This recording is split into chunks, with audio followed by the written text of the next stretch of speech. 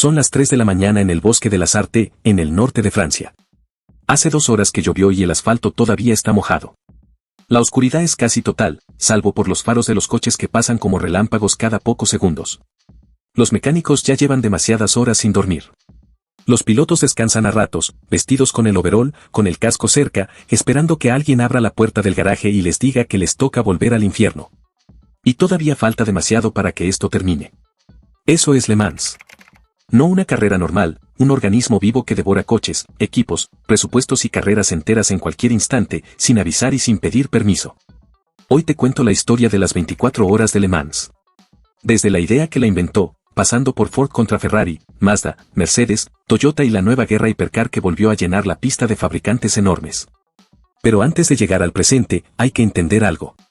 Le Mans fue salvaje desde el primer día, la famosa largada corriendo, los incidentes, las rectas eternas y las reglas que cambiaban cada vez que la carrera cruzaba una línea demasiado peligrosa.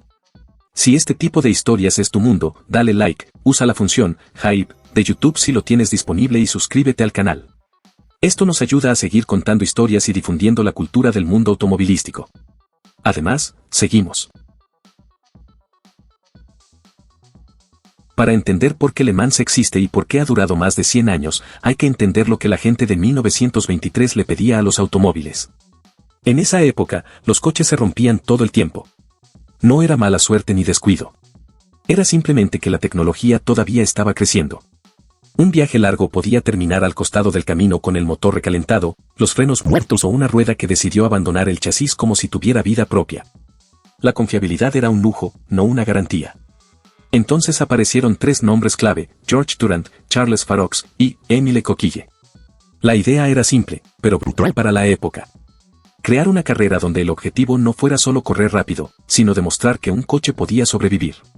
No 10 vueltas, no una explosión corta de velocidad, 24 horas continuas.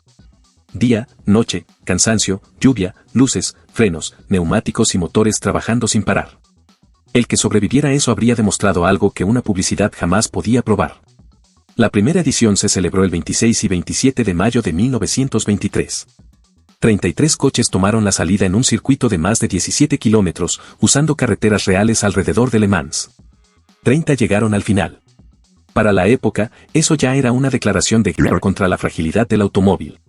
Ganaron André Lagache y René Leonard, con un Chenard y Valker. Pero más importante que el nombre del ganador fue la idea, Le Mans no iba a premiar solo al más rápido. Iba a premiar al coche y al equipo que aguantaran cuando todo lo demás empezara a fallar. Ese fue el propósito original. Y de alguna forma, sigue siendo el mismo hoy. La pista usaba carreteras públicas. Caminos donde durante el resto del año pasaban coches normales, camiones y gente común. Para la carrera se cerraban, se llenaban de espectadores y se convertían en una de las pruebas más rápidas del planeta. Y en los primeros años, la seguridad estaba varios pasos por detrás de la velocidad. Las protecciones eran mínimas, el público estaba cerca, los boxes no tenían la separación moderna que hoy parece obvia y los pilotos corrían durante horas en coches sin jaulas de seguridad, sin monocascos de carbono y sin zonas de escape reales. Pero esa brutalidad obligó a la carrera a evolucionar. Llegaron mejores frenos, neumáticos, iluminación, barreras, cinturones, radios, telemetría, coches de seguridad, zonas lentas, chicanes y reglas aerodinámicas cada vez más estrictas. Le Mans no se volvió más segura por romanticismo. Se volvió más segura porque la pista cobró precios altísimos. El ejemplo más oscuro llegó en 1955. El Mercedes 300 SLR de Pierre Levegh salió despedido tras un choque y partes del coche alcanzaron la zona de público. Murieron Levegh y más de 80 espectadores. Fue la tragedia más grande de la historia del automovilismo. La carrera siguió, una decisión todavía discutida. Mercedes se retiró de la prueba y más tarde se alejó de las competiciones de fábrica durante décadas. Le Mans sobrevivió, pero nunca volvió a mirar la seguridad igual. Durante décadas, Le Mans tuvo la salida más cinematográfica y peligrosa del mundo. Los coches quedaban estacionados en un lado de la pista. Los pilotos esperaban en el lado opuesto. Cuando la bandera bajaba, todos corrían hacia sus autos, saltaban dentro, arrancaban el motor y salían disparados. Visualmente era increíble. En seguridad, era una locura. Con la adrenalina del inicio, muchos pilotos no se tomaban el tiempo de abrocharse bien el cinturón. Perder esos segundos parecía demasiado caro. Pero en Le Mans, ahorrar 3 segundos podía costarte la vida. Jackie Ickx, piloto belga y uno de los grandes de su generación, lo sabía. En 1969 decidió convertir su protesta en una escena imposible de ignorar. Cuando dieron la salida, Ickx no corrió. Caminó. Mientras todos cruzaban la pista como si el mundo se estuviera acabando, él avanzó con calma, llegó a su Ford GT40, se sentó, se abrochó correctamente el cinturón y salió último. La ironía fue brutal. En la primera vuelta, Jon Wolfe murió en un accidente con su Porsche 917 después de salir sin estar bien sujeto. Y al final de las 24 horas, el mismo Jackie Ickx que había salido último ganó la carrera por un margen de poco más de 100 metros. Al año siguiente, la salida corriendo desapareció. Ickx no cambió Le Mans solo caminando. Pero su gesto, junto con la tragedia de Wolfe, dejó algo claro: una tradición espectacular no valía más que la vida de los pilotos. Si hay un lugar que explica la locura absoluta de Le Mans, es la recta de Mulsanne. Durante décadas, este tramo de carretera pública de casi 6 kilómetros se convertía en el banco de pruebas más salvaje del planeta. Los motores gritaban a fondo durante un tiempo que parecía eterno, tragando aire, combustible y temperatura, mientras cada pieza del coche suplicaba no desintegrarse. En 1988, un pequeño equipo francés llamado WMC Cateva llegó al circuito con una misión que rozaba el suicidio mecánico. No querían ganar la carrera. Sabían que contra los titanes del grupo C eso era casi imposible. Querían algo más específico, más absurdo y más peligroso: romper la barrera de los 400 km por hora en Le Mans. Para eso construyeron el WMP88, una bestia aerodinámica impulsada por un motor V6 biturbo ligado a Peugeot. El coche no estaba pensado para ser el más resistente de la carrera. Estaba pensado para cortar el aire con la menor resistencia posible y convertir la recta de Unaudieres en una pista de despegue horizontal. Durante la carrera, el equipo entendió que la victoria no iba a llegar. Entonces fueron por el récord. Se comunicaron con Roger Dorchi y le pidieron aumentar un poco más la presión de los turbos. Era una decisión brutal. Más presión significaba más potencia, pero también más calor, más estrés y menos margen para que el motor sobreviviera. Dorchi hundió el acelerador. El WMP88 salió disparado por Mulsanne como si no estuviera compitiendo contra otros coches, sino contra la física. Según la historia contada por el propio entorno del equipo, el radar llegó a marcar 407 km por hora. Pero oficialmente, el número que quedó para la historia fue 405. Y ahí entra la parte más descarada de toda esta locura. Peugeot estaba lanzando el coche de calle 405 y declarar el récord como 405 km por hora era demasiado perfecto para dejarlo pasar. El WM no ganó la carrera. De hecho, después de cumplir su misión, los problemas mecánicos terminaron sacándolo de combate. Pero eso ya no importaba. Habían dejado una cifra imposible clavada en la historia de Le Mans. En 1990, la recta recibió 2 chicanes. El mensaje era claro. El cuerpo humano, los neumáticos y la seguridad ya no podían seguir negociando con coches que rozaban los 400 km por hora en una carretera convertida en circuito. El récord oficial de Roger Dorchi quedó congelado para siempre. 405 km por hora. Un número tan absurdo que parece inventado. Pero en Le Mans, a veces la realidad suena más exagerada que cualquier mentira. Ahora llegamos a la historia que más gente conoce de Le Mans, aunque no todo el mundo la conoce completa. A principios de los años 60, Ferrari dominaba Le Mans de una forma casi insultante. Los prototipos rojos de Maranello eran los amos de la pista. Enzo Ferrari mandaba con la autoridad de alguien que había convertido las carreras en religión. Del otro lado del Atlántico, Henry Ford II tenía otro problema. Ford vendía muchísimos coches, pero necesitaba cambiar la imagen de la marca. Quería juventud, velocidad, deseo. Quería que Ford dejara de sonar solo a coche familiar y empezara a sonar a poder. Entonces apareció una idea enorme: comprar Ferrari. Las negociaciones avanzaron. Ford estaba dispuesto a pagar. Ferrari necesitaba dinero. Todo parecía encaminado. Hasta que Enzo Ferrari leyó las cláusulas finales y entendió que Ford tendría poder sobre el presupuesto y las decisiones deportivas de la escudería. Para Enzo, eso era inaceptable. Ferrari no era solo una empresa. Era su identidad. La escudería era el corazón de todo. Entregar ese control a ejecutivos de Detroit era algo que su orgullo no podía permitir. El acuerdo murió. Y cuando Henry Ford II recibió la noticia, no pidió explicaciones largas. La orden fue simple: construyan un coche que derrote a Ferrari en Le Mans. Así nació el proyecto GT40. El nombre venía de su altura, 40 pulgadas. Bajo, ancho, Primero fue un proyecto problemático, lleno de fallos y frustración. Después llegaron Carroll Shelby, Ken Miles y un equipo que empezó a convertir potencia americana en una máquina capaz de resistir 24 horas. En 1966, Ford llegó a Le Mans con todo.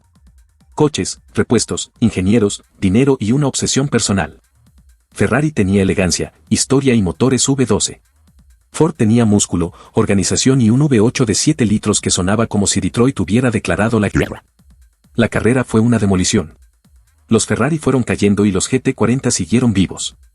Al final, Ford consiguió una victoria histórica con un 1-2-3 que cambió para siempre el equilibrio de poder en Le Mans.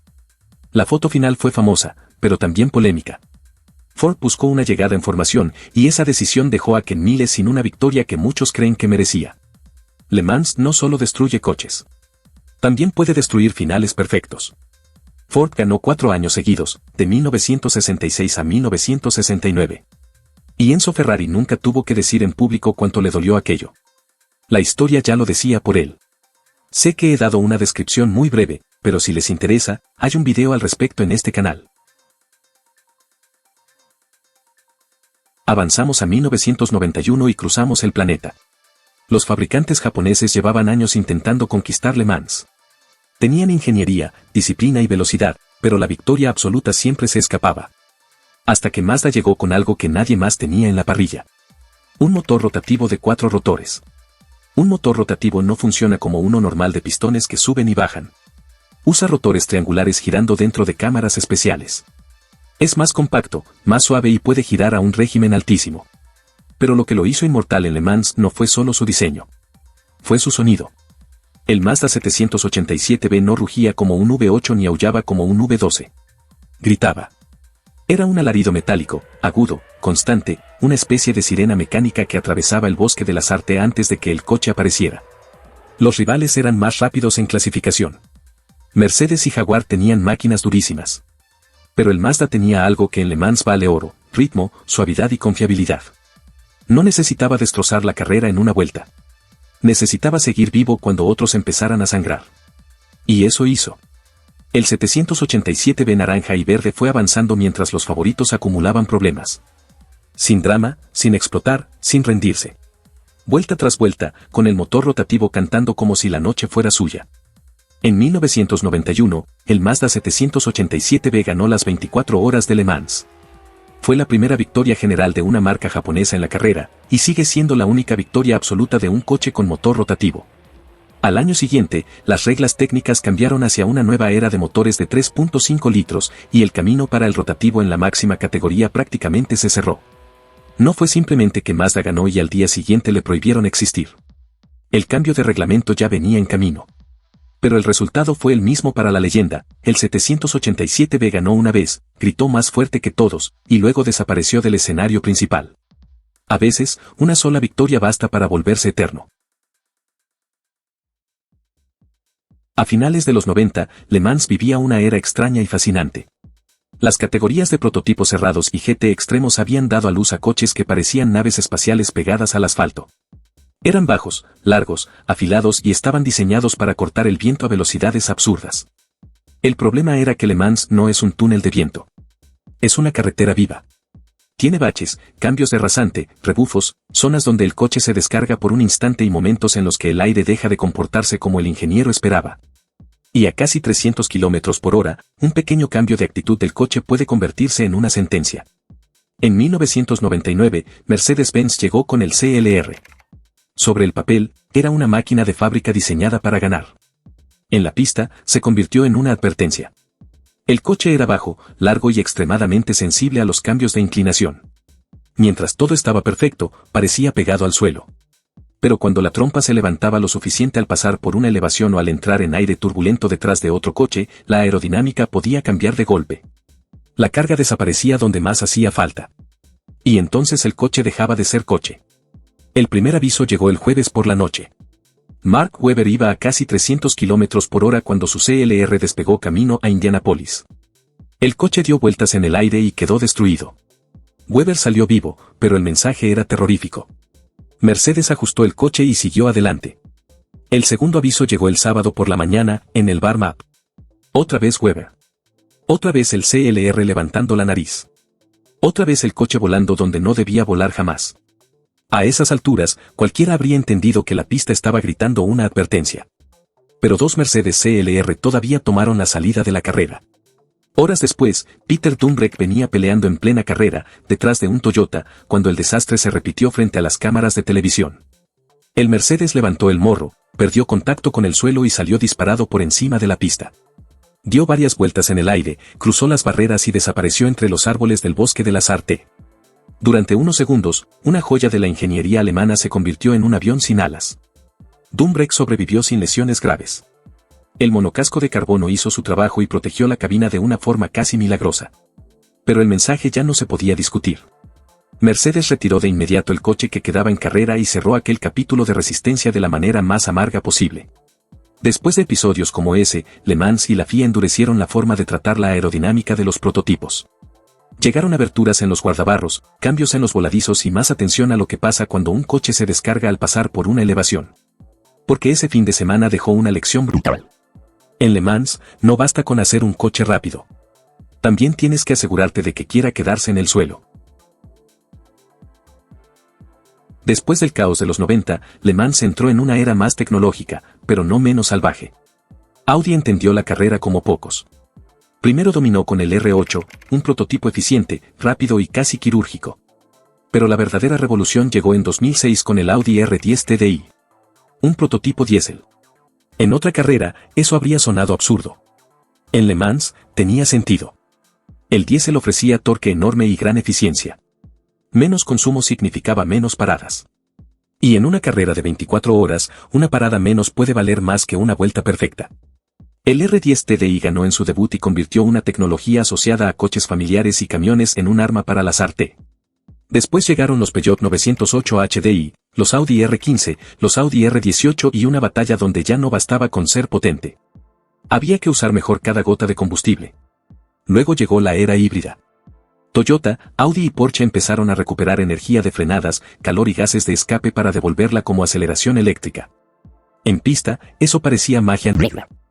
El coche salía de una curva lenta y de repente explotaba hacia adelante con una violencia que no venía solo del motor de combustión. El Porsche 919 Hybrid fue una de las expresiones más extremas de esa filosofía. Le Mans había cambiado otra vez. El poder ya no estaba solo en el ruido. También estaba en el software, en la batería y en saber atacar sin destruir el coche. La carrera seguía siendo salvaje. Solo que ahora la violencia venía envuelta en datos. Toyota tiene una relación con Le Mans que durante años pareció una maldición deportiva. Llegaban con coches rápidos, equipos serios y tecnología de primer nivel. Y casi siempre, cuando la victoria parecía estar cerca, algo mínimo aparecía para romperlo todo. En 2016, Toyota llevó el TS050 Hybrid. Un prototipo LMP1 con motor turbo y sistema híbrido de alta potencia. Era uno de los coches más sofisticados que la marca había construido para competir. Y durante casi 24 horas, pareció que por fin había llegado el momento. El Toyota número 5, con Kazuki Nakajima, Sebastián Buemi y Anthony Davidson, lideraba la carrera en los minutos finales. En el box japonés se podía sentir algo que durante años habían intentado controlar: esperanza. El coche estaba en pista. La ventaja parecía suficiente. Faltaba muy poco. Y entonces Le Mans hizo lo que Le Mans hace. El Toyota perdió potencia justo antes de iniciar la última vuelta. No fue un choque, no fue un neumático explotando, no fue un motor reventado en llamas. El problema estuvo relacionado con una línea de aire del sistema del turbo, que provocó pérdida de control del turbo y dejó al coche sin la potencia que necesitaba. Nakajima empezó a repetir por radio una frase que quedó clavada en la memoria de todos. No power. Sin potencia. El TS050 avanzó lentamente frente a la recta principal. El coche que unos segundos antes parecía destinado a darle a Toyota su primera victoria en Le Mans ahora se arrastraba delante de tribunas en silencio. El Porsche 919 Hybrid número 2 pasó de largo y tomó la victoria. Toyota logró mover el coche y cruzar la meta, pero completó la última vuelta demasiado lento para ser clasificado según el reglamento. La victoria, el podio y los puntos se esfumaron en el momento más cruel posible. Toyota volvió. Y volvió más fuerte. Ganó Le Mans en 2018, 2019, 2020, 2021 y 2022, 5 victorias consecutivas. La maldición se rompió. Pero esos minutos de 2016 siguen siendo una de las heridas más profundas de la historia moderna del automovilismo. Porque no fue perder una carrera. Fue perderla cuando la carrera ya parecía ganada. Y entonces llegamos al presente. Después de años donde muchos sintieron que la categoría máxima se había quedado con pocos fabricantes reales peleando por la general, Le Mans volvió a encenderse con la era Hypercar. La idea fue simple en apariencia y enorme en consecuencias, permitir dos caminos diferentes para llegar a la cima. Por un lado, los LMH, con más libertad para que el fabricante cree su propio concepto. Por otro, los LMDH, con una base más controlada y un sistema híbrido común, pensados para que más marcas pudieran competir. El resultado fue una parrilla que volvió a sonar como una guerra mundial del automóvil. Toyota llegó con el GR010 Hybrid.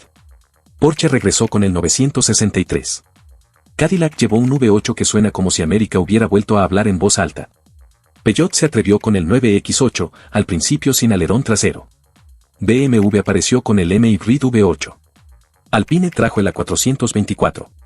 Aston Martin metió el Valkyrie, nacido de un hipercar de calle con un V12 que parece hecho para despertar al bosque. Y Ferrari volvió a la pelea grande con el 499P. Ese regreso de Ferrari cambió todo. En 2023, en el centenario de Le Mans, Ferrari ganó la general con el 499P. En 2024 volvió a ganar. Y en 2025 lo hizo otra vez, con el Ferrari 499P número 83 de Ave Corse. 3 victorias consecutivas. Le Mans volvió a ser una guerra de símbolos. Pero la regla sigue siendo la misma. Puedes tener híbridos, software, sensores, simuladores, túneles de viento y millones de datos por segundo. Si el coche falla a las 4 de la mañana, Le Mans no pregunta cuánto costó. Solo te deja fuera. Las 24 horas de Le Mans llevan más de 100 años enseñando la misma verdad. No importa cuánto dinero gastes, cuánta ingeniería pongas sobre la mesa o cuántos nombres brillantes firmen el coche. Si una pieza pequeña falla en el peor momento, todo lo demás se derrumba con ella. Esa es la crueldad de Le Mans. Y también su belleza. La carrera nació para probar confiabilidad y terminó convirtiéndose en uno de los laboratorios más duros del automóvil. Por sus noches pasaron mejoras en iluminación, frenos, aerodinámica, combustibles, motores turbo, diésel de competición, sistemas híbridos, materiales compuestos y ahora hipercars capaces de mezclar eficiencia, potencia y resistencia. No todo lo que aparece en Le Mans llega directamente a un coche de calle. No funciona así. Pero Le Mans acelera ideas, las rompe. Las obliga a sobrevivir. Y cuando una tecnología aguanta 24 horas en enlazarte, el mundo automotor presta atención. Por eso esta carrera pesa tanto, Le Mans no perdona. Pero por eso mismo, ganar allí significa algo distinto. La próxima vez que veas un prototipo moderno cruzando Mulsanne de noche, con los discos brillando y los faros cortando la lluvia, recuerda que esa imagen empezó en 1923 con una pregunta casi primitiva. ¿Qué coche puede sobrevivir un día entero? Más de 100 años después, la respuesta todavía se busca cada junio en el mismo lugar, en un bosque francés, a toda velocidad. ¿Y tú? ¿Con cuál parte de esta historia te quedas? Escríbelo en los comentarios. Nos vemos en el próximo video.